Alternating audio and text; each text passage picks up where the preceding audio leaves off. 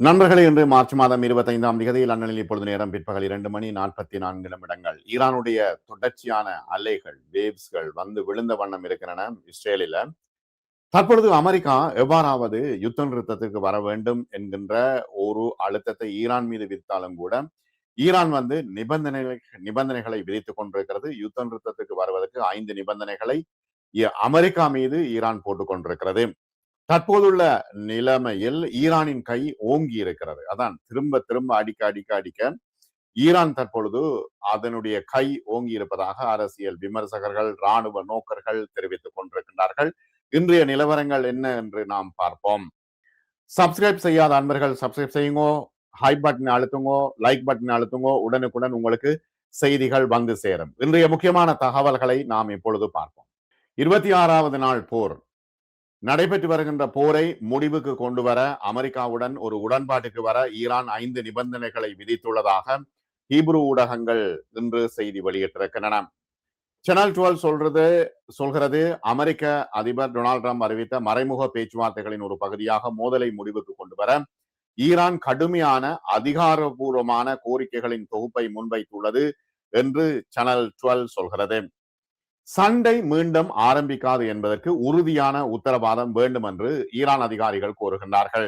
அடுத்தது, ஹோர்முஸ் ஜலசந்தியை திறம்பட ஈரானின் கட்டுப்பாட்டின் கீழ் கொண்டு வரும் ஒரு புதிய ஏற்பாட்டை அவர்கள் விரும்புகின்றார்கள். ஈரான் முன்வைக்கிறது. மூன்றாவது, பிராந்தியம் முழுவதிலும் உள்ள அமெரிக்க ராணுவ தளங்களை முழுமையாக மூட வேண்டும். அடுத்தது, போரின் பொழுது ஏற்பட்ட சேதங்களுக்கு நிதி இழப்பீடு முழுமையாக வழங்க வேண்டும் என்று ஈரான் கோருகிறது.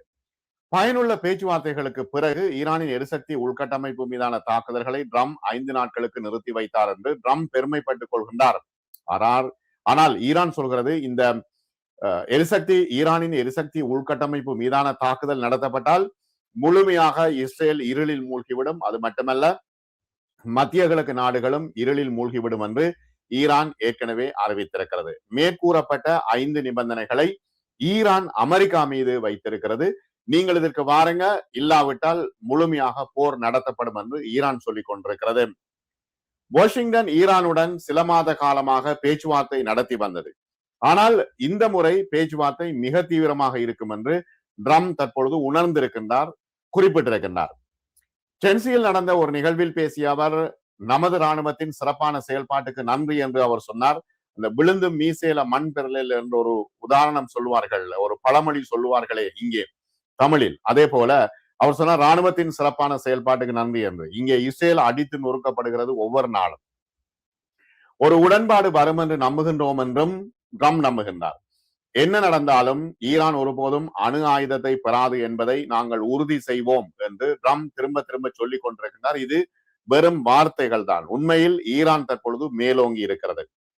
ட்ரம்ப் முடிவாக சொன்னார், அமெரிக்காவுக்கும் நமது நட்பு நாடுகளுக்கும், அதாவது மத்திய கிழக்கு நாடுகளுக்கும் ஈரான் விடுத்து வரும் அச்சுறுத்தல்களை முடிவுக்கு கொண்டு வர அதற்கு இப்போது மேலும் ஒரு வாய்ப்பை தான் கொடுப்பதாக அவர் குறிப்பிடுகின்றார். அதை அது பயன்படுத்திக் கொள்ளும் என்று நம்புகின்றோம் என்றும் அவர் சொல்கின்றார். அமெரிக்காவும் ஒட்டுமொத்த உலகமும் பாதுகாப்பானதாக மாற வேண்டும், மேலும் நமது குறிக்கோளும் அதிக நிலைத்தன்மை பெற வேண்டும் என்று ட்ரம்ப் சொல்கின்றார். ஆனால் தெஹ்ரான் எல்லாவற்றையும் புறங்கையால் தள்ளிவிட்டு 5 நிபந்தனைகளா இதற்கு ஒத்துக்கொண்டு வாருங்கள், அப்பொழுது யுத்த நிறுத்தம் செய்வோம், அப்படி இல்லை ஈரான் மீது தாக்குதல் நடத்தவே கூடாது, அமெரிக்க படைகள் எல்லாம் மூட்டை முடிச்சுகளை கட்டிக்கொண்டு அங்கிருந்து வெளியேற வேண்டும் என்று ஈரான் உறுதியாக சொல்லிக் கொண்டிருக்கிறது. இல்லாவிட்டால் தொடர்ந்து நாங்கள் போர் நடத்துவோம், செய்வோம் அல்லது செத்து மடிவோம் என்று அவர்கள் குறிப்பிடுகின்றார்கள். தெஹ்ரானுடன் ஆக்கப்பூர்வமான பேச்சுவார்த்தைகள் நடத்துவது குறித்து அமெரிக்க அதிபர் ட்ரம்பின் கருத்துக்களை தொடர்ந்து அமெரிக்கா போரில் இருந்து விலகினாலும் ஈரானுடைய போரை தொடரும் என்று இஸ்ரேலிய எதிர்கட்சி தலைவர் அவிக்டோர் லிபர்மன் திங்கட்கிழமை அன்று சொல்லியிருக்கிறார். இது இஸ்ரேல் தன்னுடைய நிலைமையை விட்டுக் கொடுக்காது என்பதை உறுதிப்படுத்துவதாக ஆய்வாளர்கள் சொல்கின்றார்கள். இஸ்லாமிய புரட்சிகர காவல்படை IRGC தனது தீர்க்கமான பதிலடி நடவடிக்கையை தொடர்ந்து செய்து கொண்டிருக்கிறது. ஆபரேஷன் ரூபரமிஸ் 4 80வது அலை தற்பொழுது நடைபெற்றுக் கொண்டிருக்கிறது. இந்த முறை இஸ்ரேல் முழுவதிலும் உள்ள அமெரிக்க நிலைகளை தாக்குகின்றோம், ஆக்கிரமிக்கப்பட்ட பிரதேசங்களின் வடக்கு பகுதியில் உள்ள முக்கிய இடங்கள் மற்றும் இராணுவ மையங்களையும் தாக்கி இருக்கிறது. அந்த இடங்கள் எல்லாம் பற்றி நெருப்பு எரிந்து கொண்டிருக்கிறது. புதன்கிழமை இன்று வெளியிட்ட ஒரு அறிக்கையில் இஸ்ரேலிய இலக்குகளுக்கு எதிராக லெபனானின் ஹிஸ்புல்லா எதிர்ப்பு இயக்கம் நடத்தி வரும் பெருமை மிகு தாக்குதல்களுக்கும் இஸ்ரேல் பெரும் பாதிப்பை சந்தித்து வரும் தெற்கு லெபனான் மக்களுக்கும் ஆதரவாக இந்த படையின் விண்வெளி படையால் இந்த சமீபத்திய கட்டம் நடத்தப்பட்டதாக ஐஆர்ஜிசி சொல்கிறது. அதாவது 80வது அலை. இஸ்ரேலால் ஆக்கிரமிக்கப்பட்ட வடக்கு பகுதியில் அமைந்துள்ள முக்கிய இடங்களும் ராணுவ மையங்களும் ஐஆர்ஜிசியின் விண்வெளி படையின் கடுமையான மற்றும் தொடர்ச்சியான ஏவுகணை தாக்குதல்களால் தகர்க்கப்பட்டிருக்கின்றன. அங்கிருந்து வீடியோக்கள் வருகின்றன. உள்ளூர் ஊடகங்கள் வீடியோக்களை போடுகின்றன. ஒரு சில அமெரிக்க ஊடகங்களும் அங்கே இருக்கின்றன. இண்டிவிஜுவலா வீடியோக்களை போடுகின்றன. அதை எடுத்து நான் இங்க போட முடியாது என்னன்னா அவர்கள் பிளாக் பண்ணி விடுவார்கள் யூடியூப்.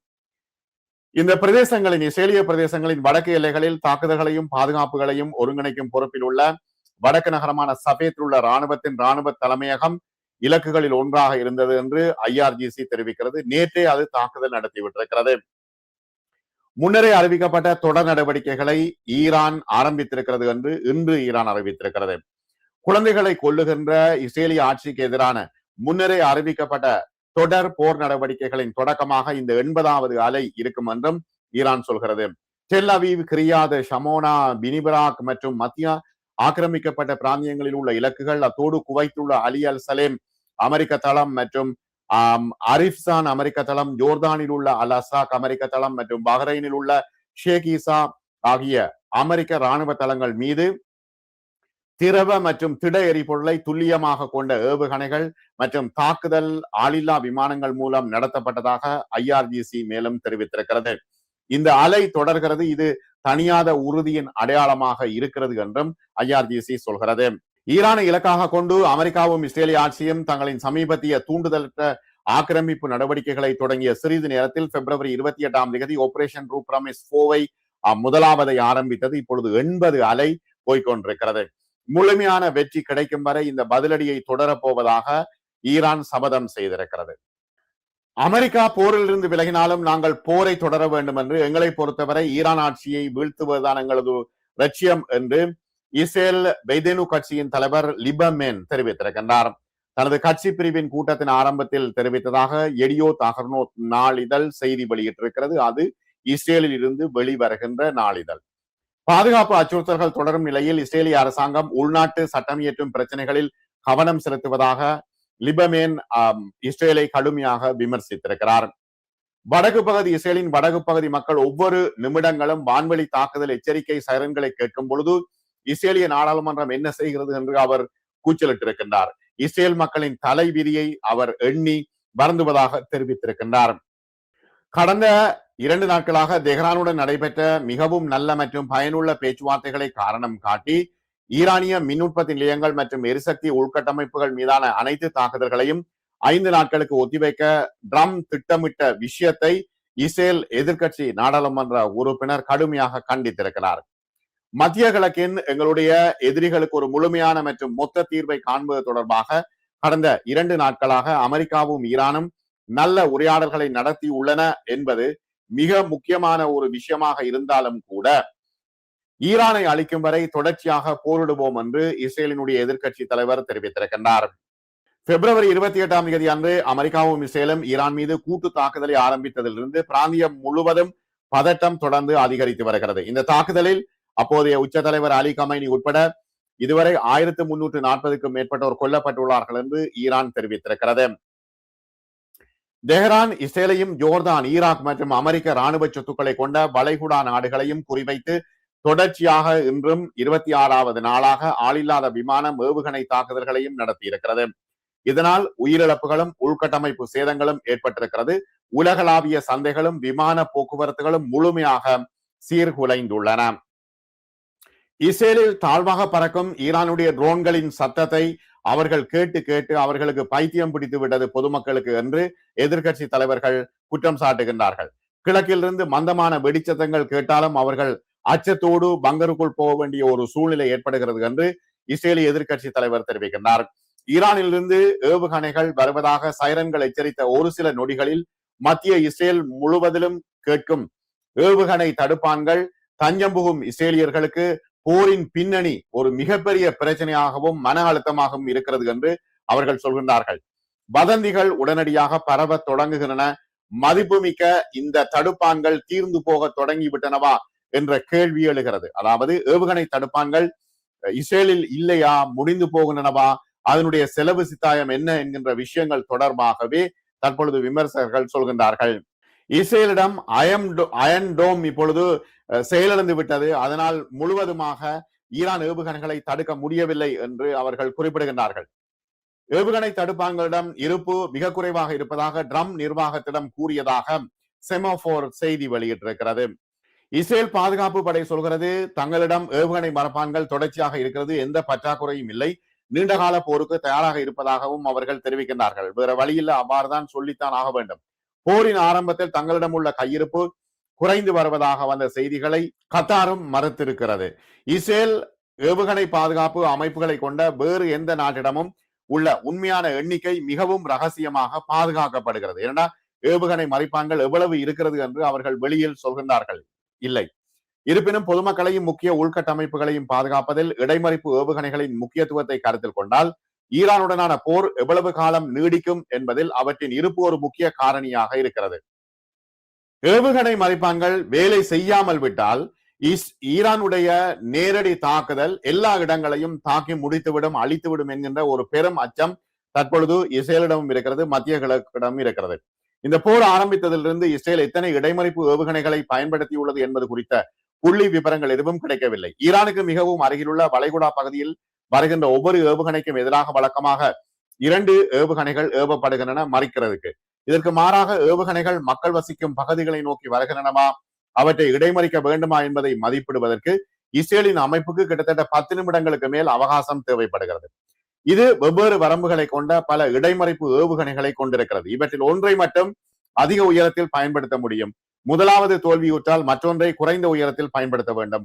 மேலும் இடைமறிப்பு ஏவுகணைகளின் எண்ணிக்கை முக்கிய பிரச்சனை என்று ராணுவ வல்லுநர்கள் நம்புகிறார்கள். ஒரு இஸ்ரேலிய ஜெனரல் சொல்கிறார், தனது நாட்டின் கையிருப்பு குறித்து விரிவாக கூற மறுக்கின்றார். ஆனால் முன்கூட்டியே எச்சரிக்கை செய்து பொதுமக்கள் சரியான நேரத்தில் தங்குமிடங்களை அடைய உதவும் மேம்பட்ட ரேடார் மற்றும் செயற்கைக்கோள் கண்காணிப்பு அமைப்புகள் முக்கிய அம்சங்களாக இருக்கின்றன என்று தெரிவித்தார். ஆனால் இந்த செயற்கைக்கோள் அமைப்புகள் மற்றும் இந்த ரேடார்களை தாக்குதல் செய்ததன் மூலம், இந்த ரேடார்களை தாக்குவதன் மூலம் ஈரான் வெற்றி பெற்றிருக்கிறது என்று குறிப்பிட வேண்டும் என்று ராணுவ ஆய்வாளர்கள் சொல்கின்றார்கள். இடைமறிப்பு ஏவுகணைகளின் கையிருப்பு பற்றாக்குறையாக இருக்கிறது என்று நம்புவதற்கு பல காரணங்கள் இருக்கின்றன என்று செய்திகள் சொல்கின்றன. இஸ்ரேல் முதலில் திட்டமிட்டிருந்த போர் திட்டத்தை விட இந்த போர் முன்னதாகவே ஆரம்பித்திருக்கிறது, நீண்ட காலம் நீடித்துக் கொண்டு போகிறது. ஜூன் மாதம் ஏற்கனவே 12 நாள் போர் முடிவடைந்த உடனேயே ஈரானின் ஏவுகணை தளங்கள் மற்றும் தொழிற்சாலை மீது மற்றொரு தொடர் வான்வெளி தாக்குதல்களை அது திட்டமிட தொடங்கியது. ஆனால் அப்போது ஈரானவி 500க்கும் மேற்பட்ட ஏவுகணைகளுக்கு எதிராக நூற்றுக்கணக்கான இடைமறிப்பு ஏவுகணைகளை பயன்படுத்தியது. இஸ்ரேலிய வட்டாரங்களின்படி இடைமறிப்பு ஏவுகணைகள் உட்பட வெடிமருந்து கிடங்குகள் முழுமையாக நிரப்பப்படும் என்று எதிர்பார்க்கப்பட்ட கோடை காலம் வரை தாக்குதல் நடத்த இஸ்ரேல் பாதுகாப்பு படை காத்திருந்தது. ஆனால் இப்பொழுது உடனடியாகவே இந்த போர் ஆரம்பித்த காரணத்தினால் இடைமறிப்பு ஏவுகணைகள் அவர்களுக்கு மிகவும் குறைவாக இருக்கிறது. எனவே தொடர்ச்சியாக வெளிநாட்டு விநியோகங்களைத்தான் தற்பொழுது எதிர்பார்த்து காத்திருக்க வேண்டிய ஒரு நிலைமை இருக்கிறது. ஏவுகணை மறைப்பான்கள் எவ்வளவு இருக்கின்றன என்று உடனடியாக சொல்கின்றார்கள் இல்லை. இருந்தும் கூட இஸ்ரேல் மீதான தாக்குதலை தொடருவோம் என்று தற்பொழுது ஈரான் தெரிவித்திருக்கிறது. பொறுத்திருந்து பார்ப்போம். அப்டேட்டுகள் வரும்பொழுது நான் உங்களுக்கு தருகின்றேன்.